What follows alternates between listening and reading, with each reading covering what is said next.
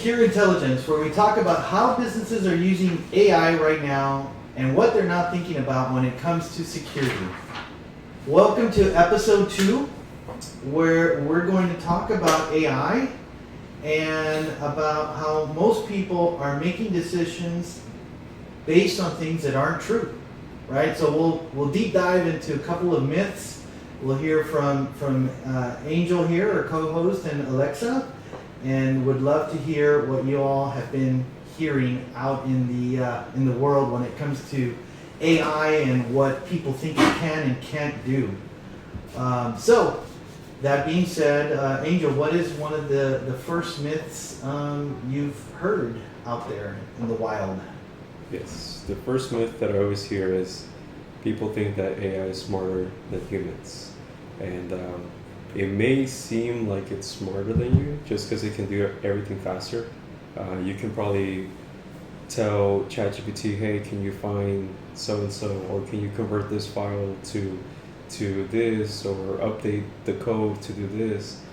It will spit it out pretty fast, faster than probably yourself. But just because it's fast doesn't mean it's necessarily smarter than us. One thing to think about is AI uses pattern recognition. So pattern recognition isn't really intelligence. It's just finding the patterns, finding what's wrong, and doing whatever you ask it to.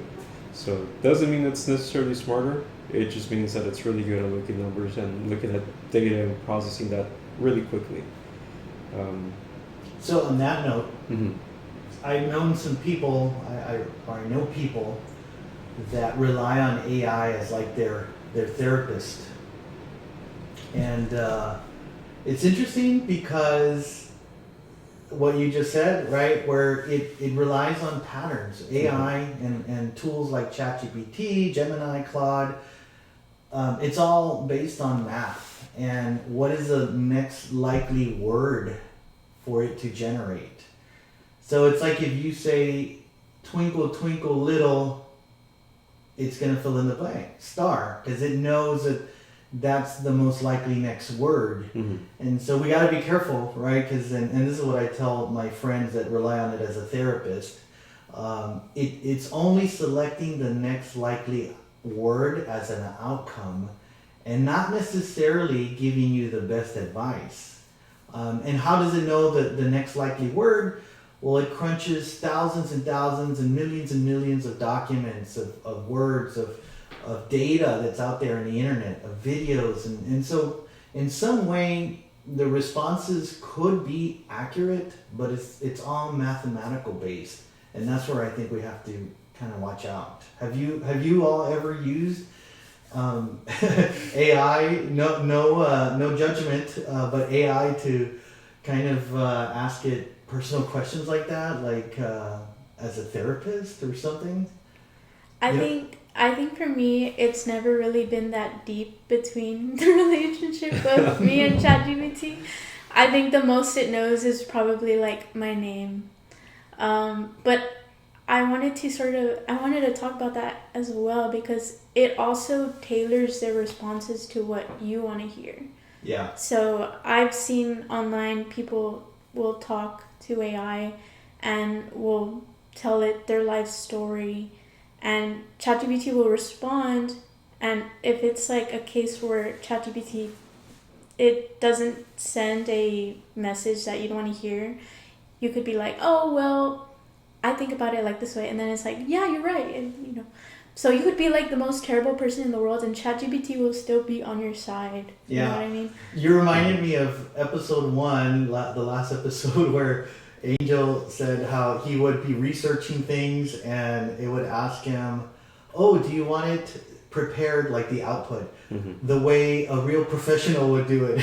And so after like spending an hour, he's like, well, yes. And then, of course, there goes another hour. So what you're saying, Alexa, is more like it tries to agree with you or just almost give you answers that will generate more interaction between you and the AI almost. I mean, and I agree with that. Yeah, I've sure. observed that as well. Because I think their end goal is just wanting to be correct, like, depending on who they're talking to.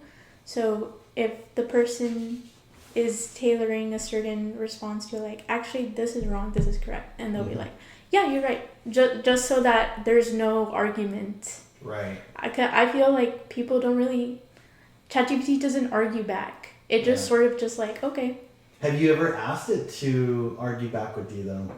I have. You have? Like I've said like, okay, what am I missing, or what are the points against this question, or whatever. And it's interesting when you prompt it that way, then I think you start to get a more balanced answer. And it's always important to try and balance out, what you're researching that way.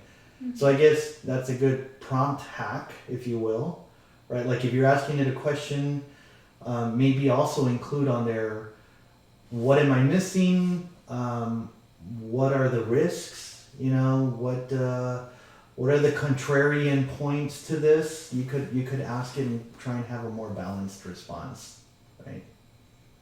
So what else, Angel, on that myth number 1, that AI is smarter than humans? Yeah, just to kind of elaborate more on what you guys were talking about, we really need to think ChatGPT like it doesn't have a conscience. Mm-hmm. It's just there to answer your questions, perfect your data whenever you need changes, and that's it. It can't reason like us humans can. Right. So definitely that's myth number 1. That is busted. I don't know. We can say that. Yeah. Mythbuster. Myth busted. Mythbusters. Yeah. AI Mythbusters. Yeah. But yeah, so AI is definitely not smarter. Yeah. So can I humans. ask you? I know you were sharing with me the other day that you went to like a religious AI talk, right? And Mhm. I think you brought up a good point, and the speaker brought up a good point. What was that about? Again, if you could just like Mhm. summarize it. Yeah, so it was with Bishop Daniel Flotis at Sacred Heart. It was about 2 weeks ago. Mm-hmm. They had a talk on AI, on how to use AI and keep Catholic morals, right? And one of the main topics that he talked about was to not let AI take over your thinking, your creativity. Since that the bishop, he's comes from an art major, right? He's more into creating art, right? So that's one thing that he really focused on, to not let AI take over all of your thinking, all of your creativity. So yes, it can spit out a poem that is perfectly I don't know how poems are. Perfectly phrased, that it rhymes and everything. But where's the creativity? The meaning, maybe. Where is the struggle that it takes for you to get there? Yeah, That's I like where, that. But not just the struggle of writing the poem, but the struggle of feeling like the emotion that led to the creation of that poem. I think that's an awesome point. Yeah, because it's through the struggle that you get that satisfaction of like, hey, I did this poem. I can share it with friends and know that it came from me, right? Same goes back with the text message, right? I use, just full disclosure to our MT clients, 99% of those messages are not me. But I need to get them out fast, right? Like a client comes to me like, hey, so-and-so is broken, so-and-so is this, and I'm working on something else, I'm helping someone else. I need to respond to them so they can get taken care of. So yes, it's fast, but it's that creativity, that struggle that you're missing out on. Love it. Excellent. All right, so moving on to myth number 2. Alexa, what is your myth number 2 here? I think one of the biggest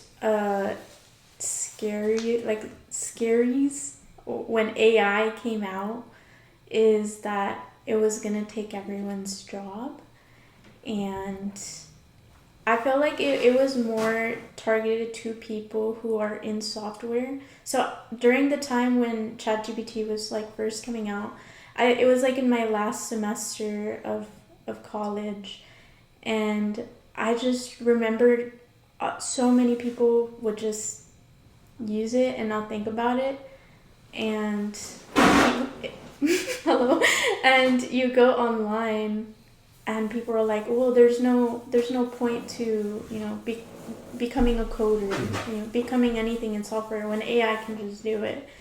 And I feel like it put a kind of a strain in the beginning when it was first coming out. It's like, well, I just spent like 4 years with a computer engineering degree just for it to be like worthless, you know what I mean? That's how it felt like in the beginning. Because when, I'm not gonna lie, when ChatGPT came out, it was very like new. Mm-hmm. It was new and it was scary. But new stuff is scary by default. But I think over time, now that we've had like a few years like processing everything that's coming out, we see that AI is not as smart as we think it is. It's mainly like how fast it just processes the information. And I think AI is more of a tool to make us better people who are in software. It could make us better. It could allow us to learn even more. It could allow us to understand things more quickly and like solve little issues, like a lot of repetitive tasks that's now taken off our hands, and we could use AI as like a little personal assistant, you know what I mean? And now we could use our brains on, okay, how can we solve bigger problems? How can we use AI? Because AI is not going anywhere like anytime soon. It's gonna stay forever, I'm pretty sure, and it's gonna get even more like bigger and smarter over time. So instead of fighting against it, like, no, I'm just gonna do everything on my own, which is fine, but it's better to work with it. And I feel like that will definitely make you stronger if you are in software, or even if you're not in software and you're in a different field like the medical field or anything financial, you can use AI as a tool. So I don't think it's going to be taking anyone's jobs. I think if you're in a manager of a company, you also need to rely on your employees and not just think as AI as an employee. Because it's like what we were talking about, like, it doesn't understand, AI doesn't understand meaning or intention. It just understands pattern, what makes sense at that moment. And if we continue to use that, if anything, I think it will allow more job opportunities. It will allow more room for creating automation, you know, allowing us to help people faster for those who do need it. So I think that myth, to me, is one of the biggest, scariest myths so far. And I feel like that's what people think about the first time when they get introduced to AI and are not familiar with like anything technology. They see AI as this big scary monster from like the Terminator. Oh my god, crazy. Skynet. Yeah. Skynet. And Well, according to the movie, we're like 2 or 3 years away from the apocalypse, the robot AI apocalypse of Skynet. well, we could use those movies to prepare. We'll know how to defend ourselves now because There now you we go. have those movies. We could use AI as, you know, to help us against those scary robots. But yeah, that's my myth. Awesome. Awesome. Yeah, I do want to touch up on 2 things that Alexa mentioned. Yes, AI won't replace you, but people who use AI will replace you. Just to clarify a little bit there, like something that I mentioned, I use AI a lot.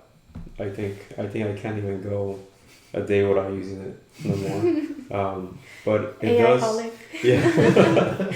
But it does help me do all the repetitive stuff that I don't like. I mean, it's not like I don't like talking to customers or talking to people, but it does help me get out text messages, get out emails a lot quicker, so I can focus more on what I like to do, which is coding, fixing tech problems, helping our clients, helping the techs here that need help.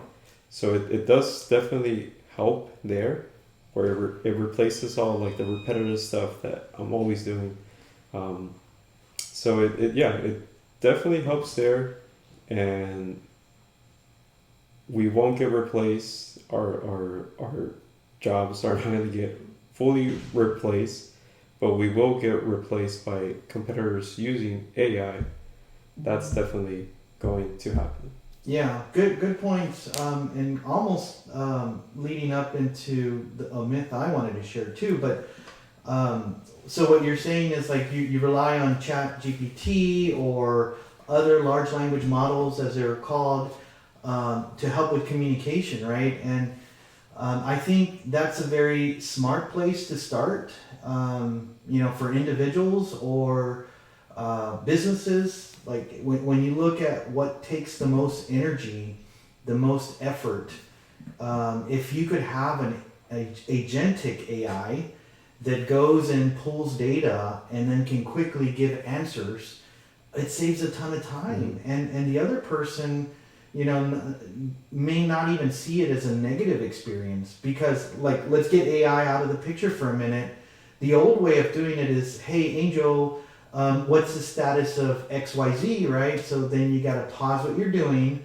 Then you have to maybe go into your email or go into another system and kind of look at what the status of whatever that issue is. And then finally get back with a properly worded response so that, it's understood what the question is, right? Versus agentic AI that will quickly understand what the question is, what the ask is. It'll have access to a database or whatever and respond instantaneously. Like, you're cutting down so much on the time to get answers.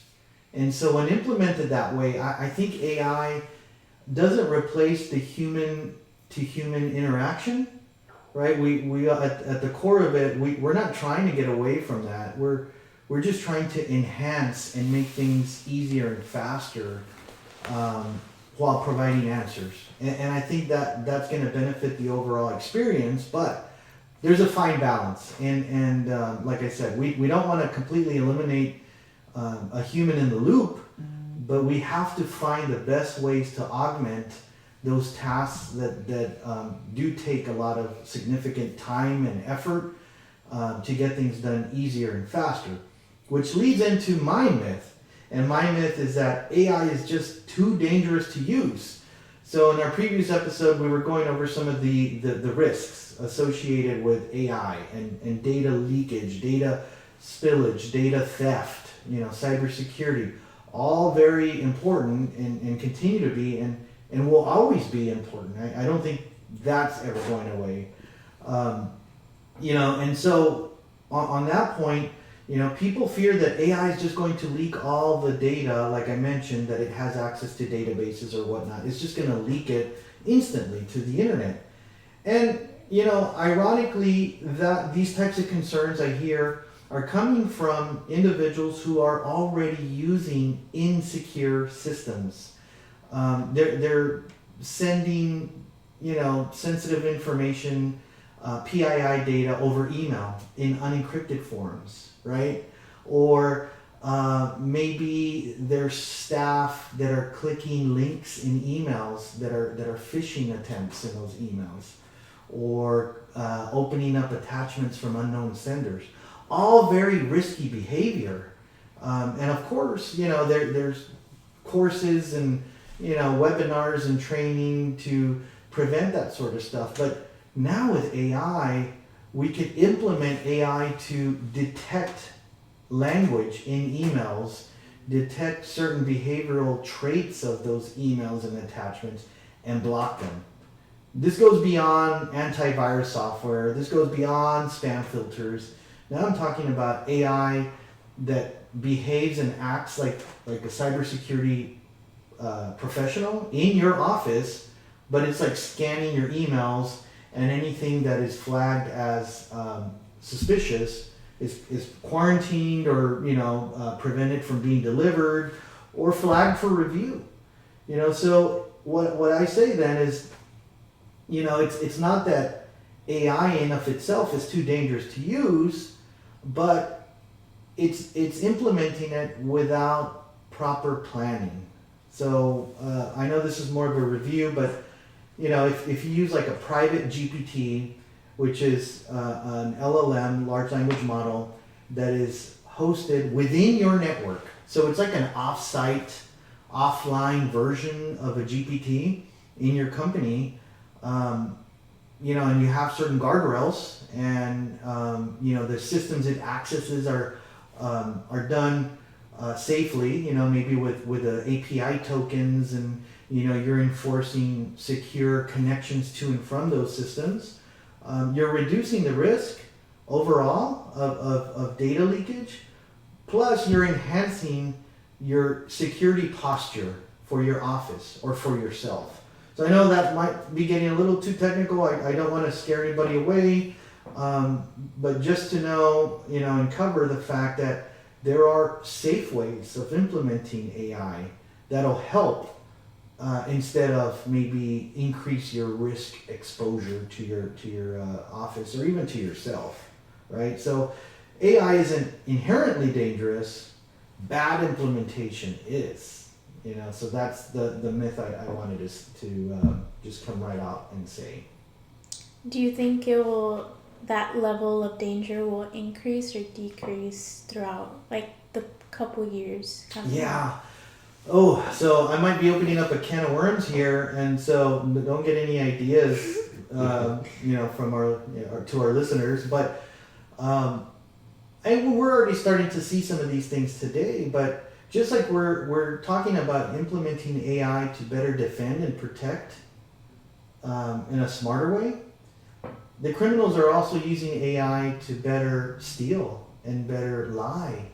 So and here's the part where I'm saying we have to be careful, but AI is being used, voice AI, to call people, right? It can disguise its voice. It can imitate somebody's voice. So if you get a call from your mom or dad or brother or sister, etc., it sounds like I'm on the phone, and they're saying, "Hey, I'm stranded, or I'm locked up in jail. I need you to wire me, $5,000. It sounds like them.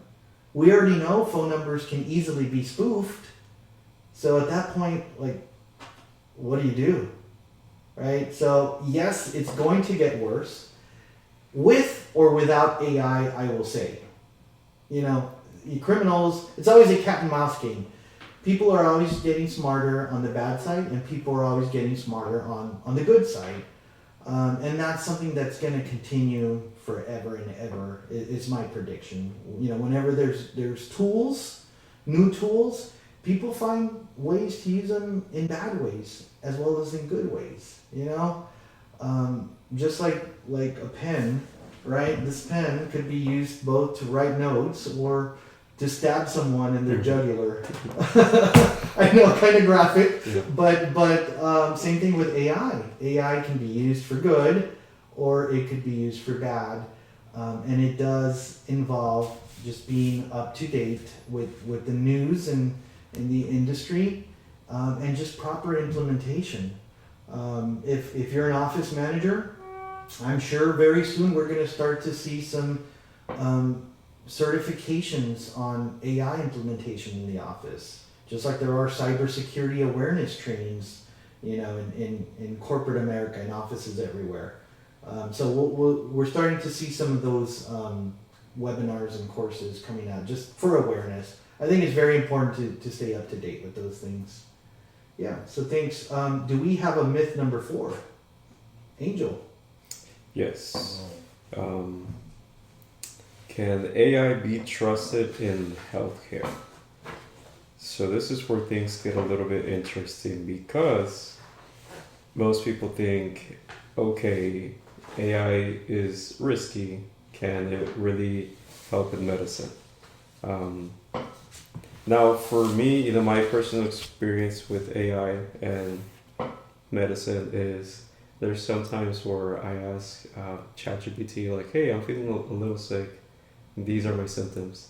And now ChatGPT has a thing where you can turn on your camera and it can see. So there was a month ago when I got really sick.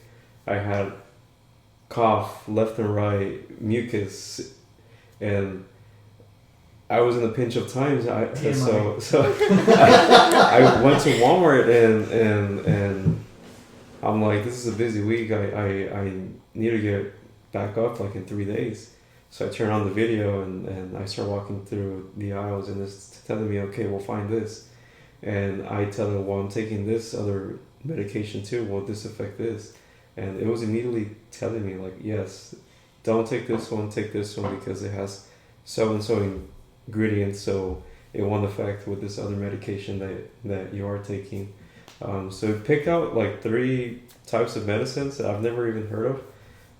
I took them and I'm still here today. So I think I did the job right. So that's kind of where the myth comes up if AI can be trusted in healthcare. So it's already doing diagnostics. It's already being used in the medical field. It does speed up patient experience. There's another experience that I have. I don't know if you guys are familiar with Amazon One Medical or something like that. No, it's called like Pharmacy something. But you're just talking to a chatbot. Like you're telling it, hey, Oh, wow. I have all these symptoms, and then it'll find the medicine. It'll immediately pair you with a doctor via video. Mm.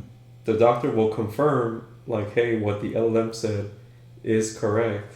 Oh wow. Here is your prescription, Interesting. signed by a medically certified Yeah, pharmacist, whatever, right? I didn't know that. And I have my medicine in 2 days That is at my awesome. door. How much was that?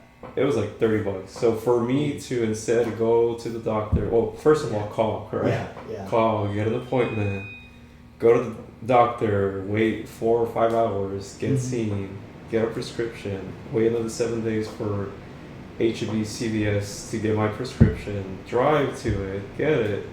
And that's already been almost 2 weeks, Yeah. right? So that was pretty good. Like, and since I'm a Prime member, like it did it like in 2 hours. Cool.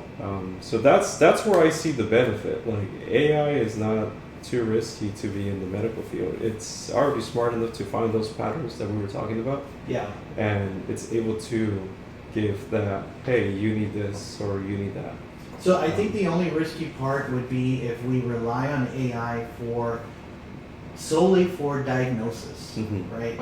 Right now, I think the safer approach, and I agree, is to have AI suggest what the diagnosis Mhm. is, and then have an actual physician confirm, right? So that way, there's always a human in the loop, in case, right? AI may not fully understand Yes. something, Mhm. or right.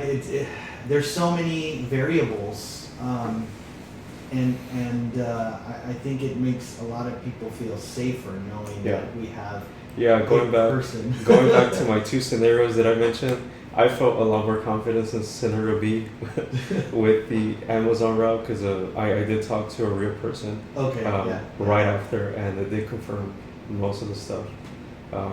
So yeah, scenario A was just me gambling. Like I was just like, you know what, let me have full trust in ChatGPT. Please save me. So Scary. yeah. No, Yeah. yeah, and then just the whole experience was super fast. Like it was in less than 2 hours. I already knew, hey, my medicine's gonna be here on Wednesday. Yeah. I'm good. I don't have to worry about it. Well, I think it's a much better scenario nowadays than like 10 years ago and before, where every symptom you would Google would lead up to, oh, you're gonna die. Cancer. Yeah. All of It it. was always a worst case scenario. Say goodbye. Yeah, like I have the sniffles, and you go down that path. It's like, oh, you're gonna die. Like, Yeah. Yeah. so we've made a lot of improvements there. But yeah, that's interesting. I'll have to try that next time. Sounds like a pretty awesome way to improve just all the things we go through, you know, in the medical field. So love it. This is kind of random, but are you guys familiar with the show House? House? Yes. Yeah, kind of.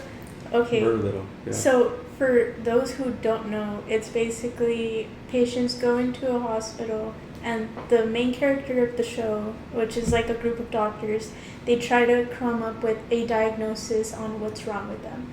And they spend the entire show trying to find, like, they'll go through a bunch of different diagnoses and try to maybe like pin one of them to maybe being what the patient has.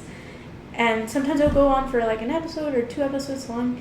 But when you were talking about like coming up with like suggestions on what diagnosis like patients could have, so that when they Google it won't just say like cancer, or maybe for the doctor, like they need so much more information, and then it's like a back and forth thing. Oh, come to this appointment. Okay, we'll see you in next month.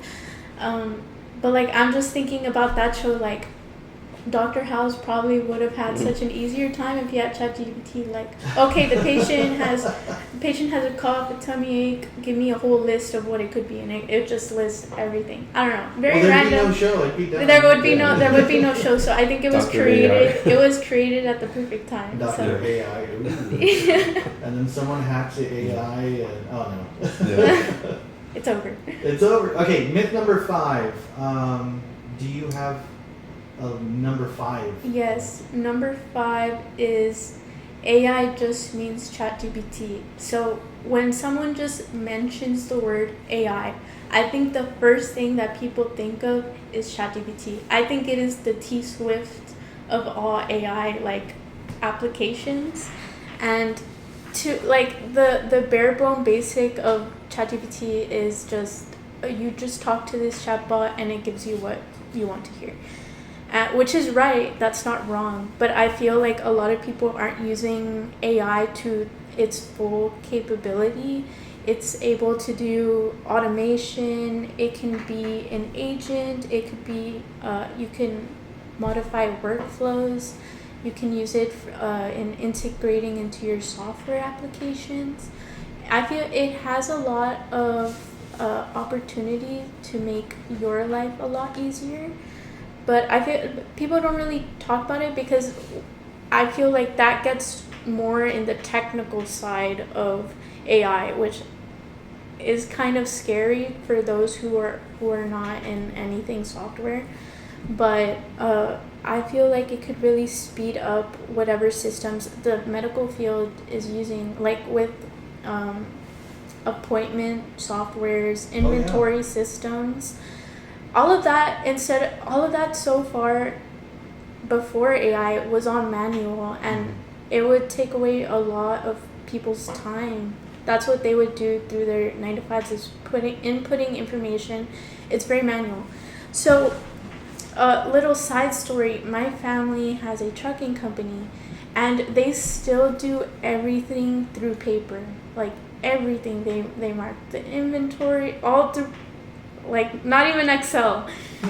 And it takes them so long. Like my mom will be in the office until nighttime. And that's mainly because of the boss's untrust for using online tools like AI. It makes their employees work harder when they should really be working smarter. But I understand his issue. It ties into like our previous myth about like AI being dangerous and stuff.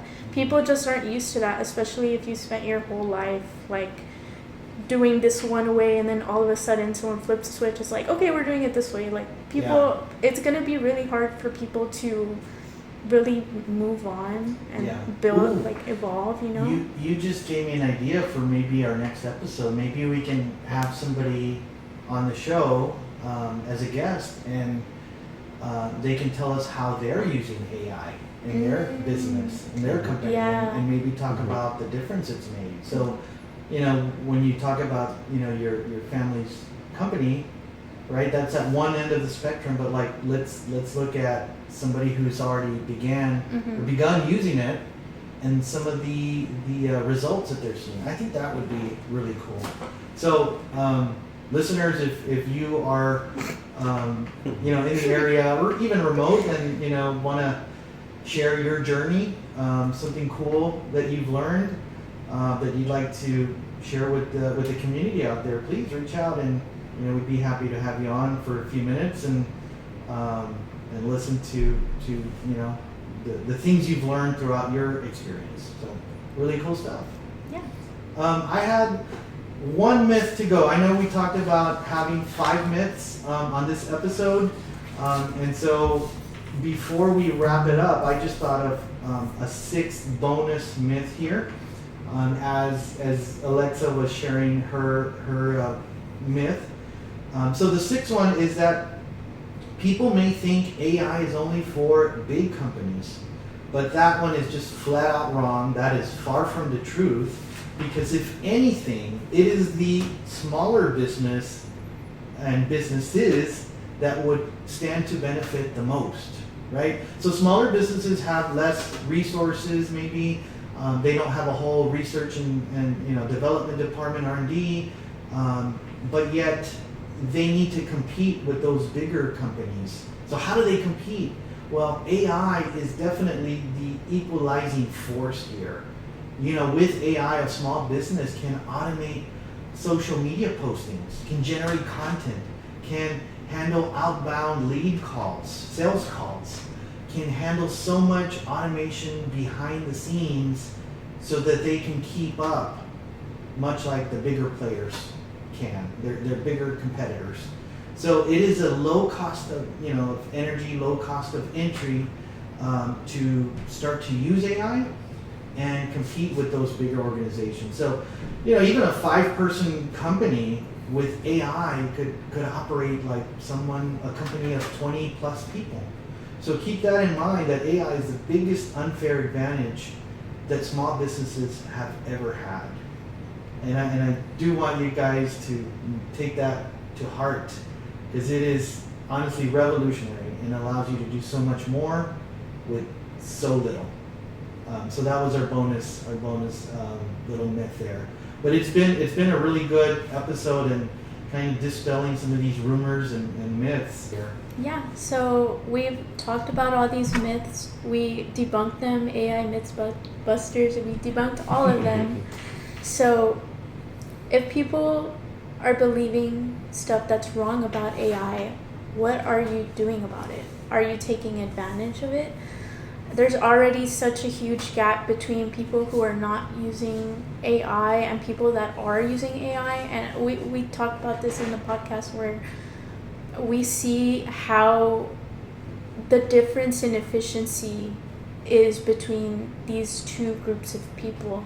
And if you have a company that you manage, if you are a part of a company that could use that boost of efficiency, I would say start using AI now, because that will give you a huge head start compared to people who don't use it. If you're a business owner and you're not using AI, you're already a little bit behind. It's picking up pretty fast. Yeah, AI isn't the future, it's the present, and the real risk is simply ignoring it.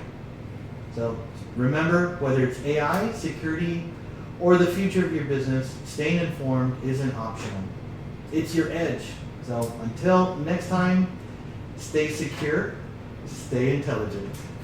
Signing off.